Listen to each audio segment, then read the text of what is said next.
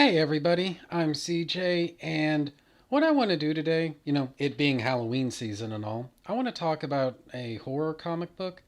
This is The Witching Hour #1. Creative team is these people. And I got to tell you, horror comics are actually something I've been really getting into lately, but it's a genre that I've always kind of struggled with because this cover is actually a good example of what I'm talking about. Stuff like this is actually what I want from horror. I like the atmosphere of a scary movie or the visuals, the aesthetics. The minute you start getting too much into character development, you just start losing me because ultimately that's not really what I came for. What I came for was kind of spooky imagery. And so for that reason, I loved this cover, but I don't know, like too much of the rest of this issue. It's good, don't get me wrong, but it's definitely a code approved horror comic book. So you already know, number 1, it's going to be an anthology. Number 2, each of the stories will probably have some kind of twist ending. And so it's like the minute you know that you when you already know when you already know that a twist is coming, you've sort of negated the twist. So, in any case, though, this is a great cover. I just fucking adore it. This is, I believe, Nick Cardy. Was that what the thing said? Yeah, Nick Cardy. So, Nick Cardy cover, extremely well done. I love it. Very moody, very atmospheric, and I just like it. It's a great cover. I will say that this cover may actually be better than the comic book itself. So, who knows? In any case, though, the art, it's not done by Nick Cardy throughout. In fact, the credits actually list Neil Adams, like what he did for this issue. I couldn't even begin to tell you.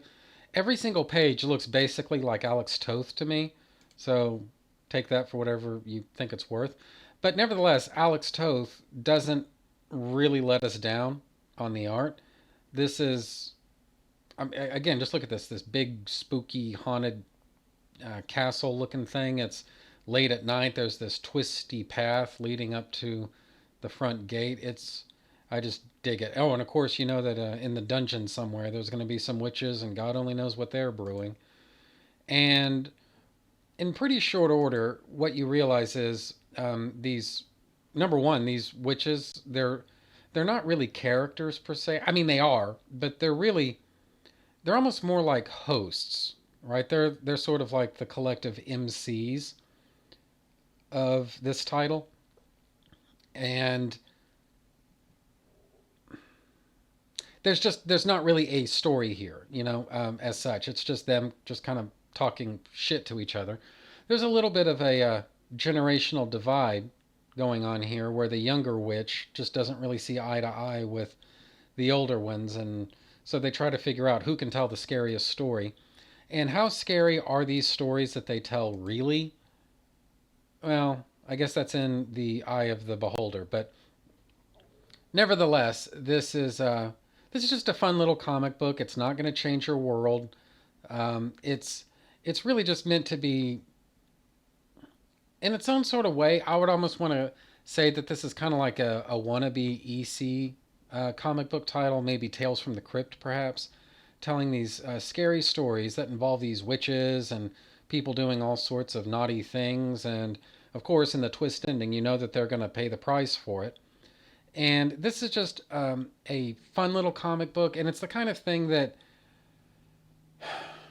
I just don't think you could get by with even trying to make a comic book like this in today's market, just because, well, inevitably there's probably going to be some pack of Twitter psychos who maybe don't like the overall hotness of this sexy looking, what was that actress's name? Elizabeth Montgomery from that witch show from the 50s. She like moves her nose around and that's how she uses her powers. And anyway, so this looks kind of like slutty, sexy Elizabeth Montgomery a little bit. She's showing off her boobs, and they are definitely, they could be D's from the look of them. Definitely can't have that in comics these days. And I don't know. This is just it's kind of an interesting little time capsule from an era when comic books, they didn't have to be, they had to be code approved, but they didn't necessarily have to be safe. And this this particular issue, like I say, it's is this the greatest comic book you've ever read? Obviously not. But you get your money's worth. There's some neat art, some, I might say, a little too much character development for a horror story at least, but nevertheless, you do get your money's worth. There's some twists and there's some turns and surprise endings and all that. And of course, this being comics made in the '60s, you've got to have some well, damn it, you've got to have references to DC Comics personnel such as Dick Giordano, and I don't know. It's fun. It's sort of horror comics that are fun. And so, anyway, I would say this is a recommend. Pick it up, but this is definitely not the kind of comic book you could do these days, if nothing else. I mean, just look at this alarming lack of diversity here.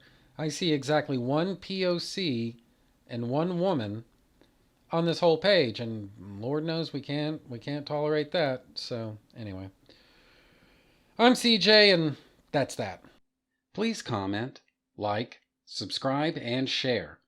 Doing those things really helps me out. Also, I'm on Twitter at Cole Loves Comics.